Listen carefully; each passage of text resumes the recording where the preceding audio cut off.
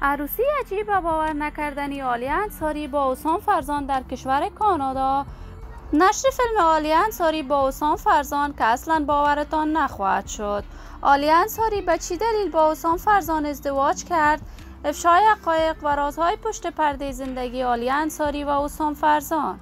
من در این ویدیو پیرامون حقایق همین ماجرا خواهم پرداخت. پس در ادامه با کانال دنیا اینفو باشید.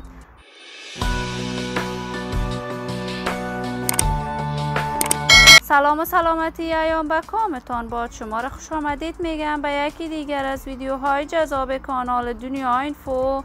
برای دوست شدن با این کانال علامت سابسکرایب را فشار دهید تا از ویدیوهای دیگر کانال دنیا اینفو هم آگاه شوید. عالیه انصاری هنرمند خوش صدا، چهره مشهور و شناخته شده در میان هنرمندان افغانستان بوده است. شهرت و محبوبیت هنری خاص را دارد. عالیه انصاری به کارهای هنر آوازخوانیش بعد از جدا شدن از همسر اولش آغاز کرد. عالیه انصاری در یک خانواده هنری دیده به جهان گشوده است. خانواده عالیه انصاری از جمله هنرمندان مشهور افغانستان است. عالیه انصاری جدیداً آهنگ‌های ریمیکس دوگانه‌اش را با لیلا خان، بلال اکبری و یانو نرجو و حسام فرزان سروده است که مورد حمایت و تشویق گسترده افغان‌ها قرار گرفته است.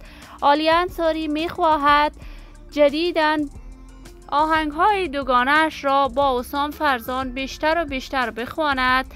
تصاویر تازه عالیه انصاری با حسام فرزان در صفحات مجازی نشر شده است که این دو با هم ازدواج کردند.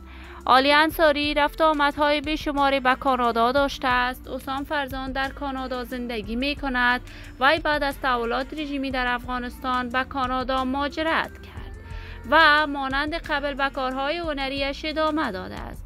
اگر عروسی عالیه انصاری با حسام فرزان حقیقت داشته باشد، من از صمیم قلب عروسیشان را تبریک گفته آرزوی موفقیت، سعادت و خوشحالی برای این دو هنرمند از بارگاه عزت الله تمنا دارم.